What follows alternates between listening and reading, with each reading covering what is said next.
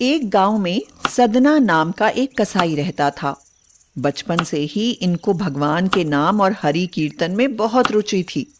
भगवान का नाम तो इनकी जीभ पर हर समय रहता था।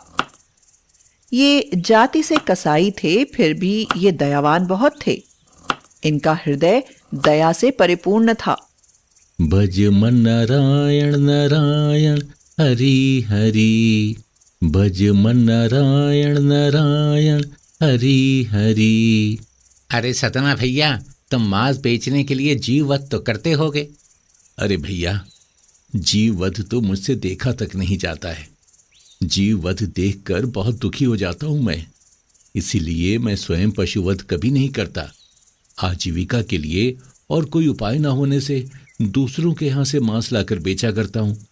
इस काम में तो मेरा स्वयं मन नहीं लगता, परंतु घर चलाने के लिए कुछ तो करना पड़ेगा ना, वरना मेरा पूरा परिवार भूखा मर जाएगा। तभी आपस में दो ग्राहक बात करते हैं। कैसा कसाई है, मांस बेचता है और भगवान का नाम भी जपता है।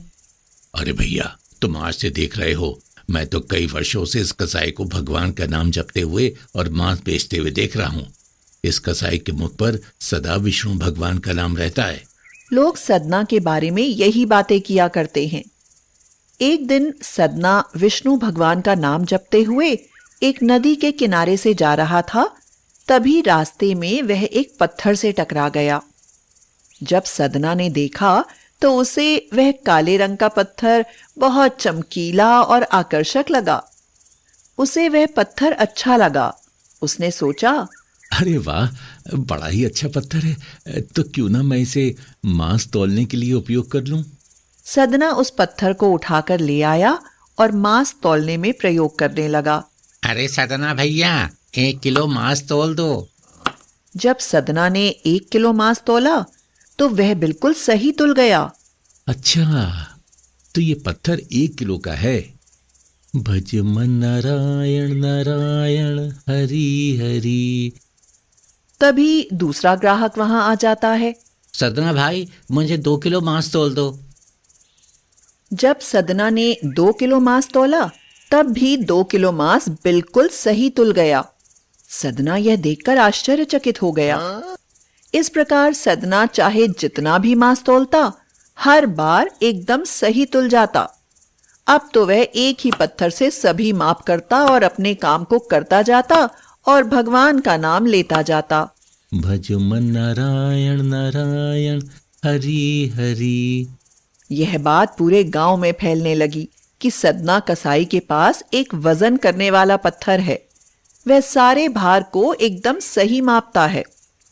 इस कारण सदना की दुकान की बिक्री काफी बढ़ गई थी। मुझे लगता है ये कोई जादुई पत्थर है। किसी जादूगर से गिर गया होगा और अब ये मुझे मिल गया है। उसी गांव में एक ब्राह्मण रहते हैं। ब्राह्मण बड़े ज्ञानी विद्वान थे। जब एक भक्त ने उन्हें उस पत्थर के बारे में बताया तो वह उस पत्थर को देखने के लिए उत्सुक हो गए। वह ऐसी जगह जाना नहीं चाहते थे जहां मांस कटता हो या बिकता हो। इसलिए वह सदना की दुकान से थोड़ी दूरी पर खड़े रहे और वहीं से उस पत्थर को वजन तोलते देखते रहे। ब्राह्मण बहुत ज्ञानी थे। उन्होंने तुरंत पहचान लिया कि यह पत्थर के रूप में शालिग्राम है, जो कि भगवान विष्णु का स्वरूप है। वह तुरंत कसाई सदना के पास जाते हैं और उससे गुस्से में कहते हैं, राम राम राम राम राम राम। अरे भैया, क्या तुम जानते नहीं कि जिसे पत्थर समझकर तुम मांस तौलने में प्रयोग कर रहे हो वो शालिग्राम भगवान हैं, जो कि भगवान विष्णु का स्वरूप है, और तुम इन्हें ऐसी अपवित्र जगह पर रखे हुए हो तो तुम्हें तो पाप पड़ेगा। जब सदना ने यह सुना तो उसे बड़ा दुख हुआ और वह बोला, हे ब्राह्मण देव, मुझे नहीं पता था कि ये भगवान शालिग्राम है। मुझे क्षमा कर दीजिए, मैं ऐसा पाप नहीं कर सकता। भगवान को आप ले लीजिए और इनकी सेवा कीजिए। आपसे बेहतर इनकी सेवा और कोई नहीं कर सकता, क्योंकि आप तो स्वयं एक ब्राह्मण हैं। सदना ने शालिग्राम भगवान ब्राह्मण को दे दिया। ब्राह्मण शालिग्राम भगवान शिला को लेकर अपने घर आ गए और गंगा जल से उन्हें नहलाकर मखमल के बिस्तर पर सिंहासन पर बैठा दिया और धूप दीप चंदन से पूजा की। जब रात हुई और वह ब्राह्मण सोया तो सपने में उसे भगवान आए और बोले, हे ब्राह्मण, तुम्हारी सेवा से मैं बहुत प्रसन्न हूं, पर मुझे तुम जहां से लाए हो वहीं छोड़ाओ। मुझे यहां अच्छा नहीं लग रहा। भगवान, वो कसाई तो आपको तुला में रखता था और दूसरी ओर मांस तौलता था। उस अपवित्र जगह में आप कैसे रह सकते हैं? ब्राह्मण, आप नहीं जानते, जब सदना मुझे तराजू में तौलता था तो मानो हर पल मुझे अपने हाथों से झूला झूला रहा हो। जब वो अपना काम करता था तो हर पल मेरे नाम का उच्चारण करता था, हर पल मेरा भजन करता था। इसलिए जो आनंद मुझे वहां मिलता था वो आनंद यहां नहीं। इसलिए आप मुझे वहीं छोड़ आए। आप जैसा कहें प्रभु। सुबह आंखें खुली तब ब्राह्मण तुरंत उस सदना कसाई के पास गए और बोले, सदना, कल रात भगवान विष्णु मेरे सपने में आए और मुझसे कहा है कि मुझे जहां से लाए थे वहीं छोड़ दो। वो तुम्हारी सेवा में रहना चाहते हैं। सदना, मुझे माफ कर दे। वास्तव में तो तुम ही सच्ची भगवान भक्ति करते हो। लो, ये अपने भगवान को संभालो। ये सुनकर सदना की आंखों में आंसू आ गए।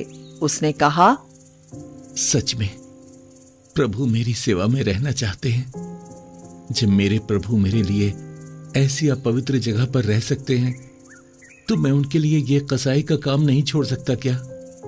मैं आज से ये काम बंद कर रहा हूं। आज से मैं मांस नहीं काटूंगा। मैं केवल अपने भगवान का भजन कीर्तन और उनका ही गुणगान करूंगा और सदैव उन्हीं की शरण में रहूंगा और उनके नाम का ही जाप करता रहूंगा। उसी दिन से वह ठाकुर जी की सेवा में और लग गए। इसीलिए कहते हैं, चाहे कुछ भी हो, भक्ति बड़े प्रेम और भाव से करनी चाहिए। भगवान हम सबके हृदय में प्रकट हो जाते हैं।